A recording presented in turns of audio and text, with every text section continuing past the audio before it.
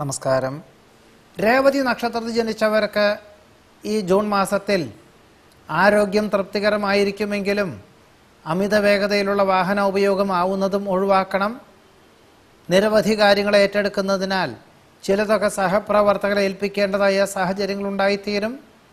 ചർച്ചകൾ പൂർത്തീകരിക്കുന്നത് വഴി പുതിയ തൊഴിലവസരങ്ങൾ വന്നു ചേരുവാനോ കരാറ് ജോലികളിൽ ഒപ്പുവയ്ക്കുവാനോ ഉള്ള അവസരമുണ്ടായിത്തീരും. വ്യാപാരത്തിൽ പുരോഗതി ഉണ്ടാകും. വ്യാവസായികമായിട്ടുള്ള മേഖലകളിൽ ഗുണകരമാകുമെന്ന് തോന്നുന്ന പല ആശയങ്ങളും അവലംബിക്കുവാനും ഏറ്റെടുക്കുവാനുമുള്ള സാധ്യത കാണുന്നു. ബന്ധുമിത്രാദികളുടെ ആവശ്യങ്ങൾ കൂടി തൊഴിൽപരമായിട്ടുള്ള മേഖലകളുടെ അനുബന്ധമായി അനുവർത്തിക്കുവാനും നിവർത്തിക്കുവാനുമുള്ള സാഹചര്യങ്ങളുണ്ടായിത്തീരും.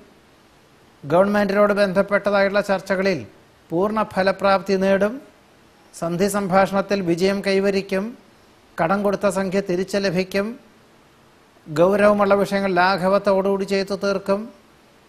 സംയുക്ത സംരംഭങ്ങളിൽ നിന്നും പിന്മാറി സ്വന്തമായ വ്യാപാരത്തിന് തുടക്കം കുറിക്കും. വിദേശയാത്രയ്ക്ക് അനുകൂലമായ അനുമതി ലഭിക്കും. അന്യദേശത്ത് വസിക്കുന്ന പുത്രപൗത്രാദികളോടൊപ്പം താമസിക്കുവാനായി യാത്ര പുറപ്പെടുവാൻ യോഗം കാണുന്നുണ്ട്. ബാഹ്യപ്രേരണകളെ അതിജീവിച്ച് ആത്മാർത്ഥമായി ചെയ്യുന്ന കാര്യങ്ങളിൽ പൂർണ്ണ ഫലപ്രാപ്തി നേടും. നാഡി നീർദോഷ കരൾ രോഗപീഠകൾക്ക് വിദഗ്ധമായിട്ടുള്ള ചികിത്സയും ശസ്ത്രക്രിയയും വേണ്ടി വരുവാനും രേവതി നക്ഷത്രക്കാർക്ക് ഈ ജൂൺ മാസത്തിൽ യോഗം കാണുന്നുണ്ട്. നമസ്കാരം.